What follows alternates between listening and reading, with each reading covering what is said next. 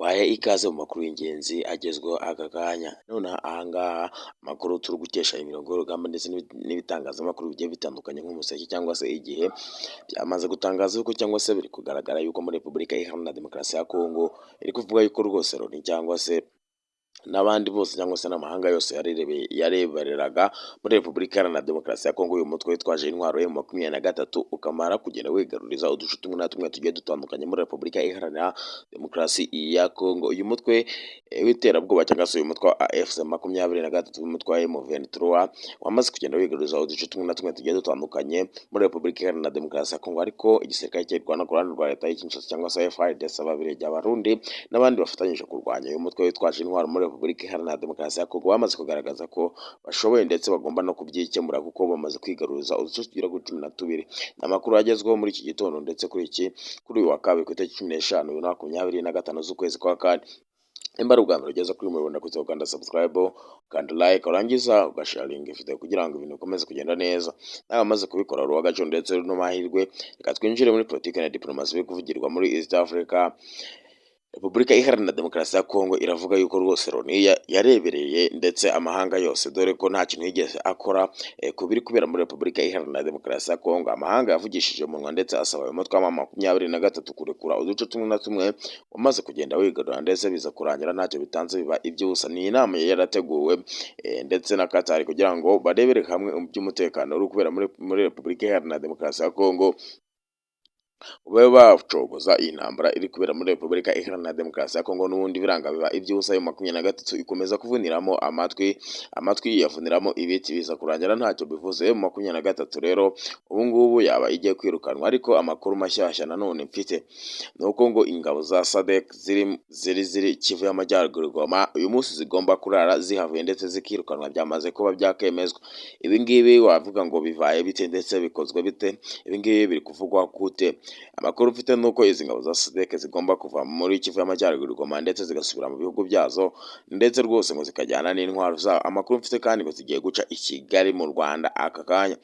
Izi ngabo zigiye guca i Kigali mu Rwanda ziraza gukomereza Tanzania ndetse zikomeza buri muntu zikomeza zijya mu bihugu byazo.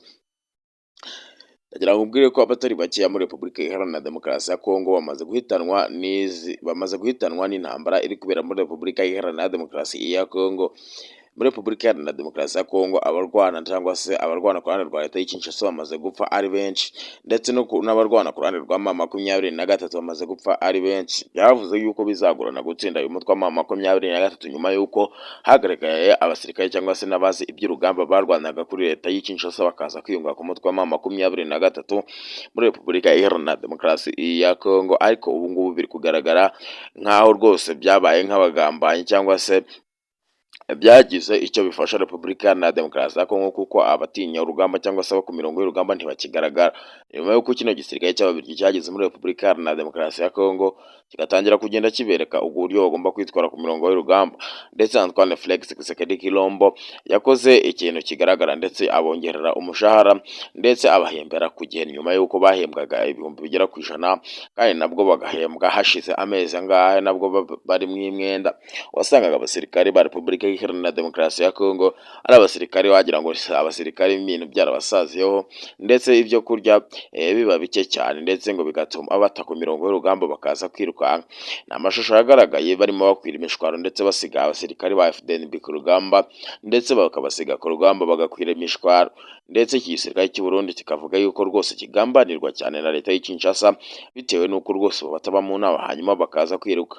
Ibi ngibi rero byamaze gukosorwa ko Repubulika Iharanira Demokarasi ya Kongo yamaze no kugenda ita abo bantu bakomeje kugenda bagira uruhare mu kugambanira abasirikare ba FDNB ku rugamba. Abasirikare ba FDNB cyangwa se bano barundi bakomeje kwitanga bikomeye cyane muri Repubulika Iharanira Demokarasi ya Kongo, kuko abatari bake nabo bamaze kugwa muri iyi ntambara yaberaga muri Repubulika Iharanira Demokarasi ya Kongo. Evariste Ndayishimiye atitaye ku gahinda n'akababaro yapfushije abasirikare be muri Repubulika Iharanira Demokarasi ya Kongo, yakomeje kwitanga bikomeye akohereza izindi ngabo zigiye zitandukanye ndetse n'intwaro zihambaye n'ibifaru n'indege za drone zihambaye mu kurwanya uyu mutwe wa M23 ndetse nawe akomeza kugenda afasha igihugu cya Repubulika Iharanira Demokarasi ya Kongo kuzenguruka isi yose agaragaza ko igihugu cya Repubulika Iharanira Demokarasi ya Kongo kiri mu makuba ndetse gishaka gufashwa, ndetse byaje kurangira rero ntacyo binatanze, ariko igisirikare cya Repubulika Iharanira Demokarasi ya Kongo kirwana mu buryo bufatika cyangwa se bumwe, uko Antoine Felix Tshisekedi avuga ko agomba gutsinda intambara mu buryo bumwe cyangwa se ubundi. Niba ari ubwa mbere ugeze kuri uyu muyoboro nakoze ukanda subscribe ugafungura inzogera kugira ngo tugishyiraho video n'amakuru ujye tubona notification. Nkubwire ngo nimba ari ubwa mbere ugeze kuri uyu muyoboro ndaketse ukanda subscribe ugafungura inzogera kugira ngo ibiganiro n'amakuru tubahereza bijye bugeraho 5 kuri 5.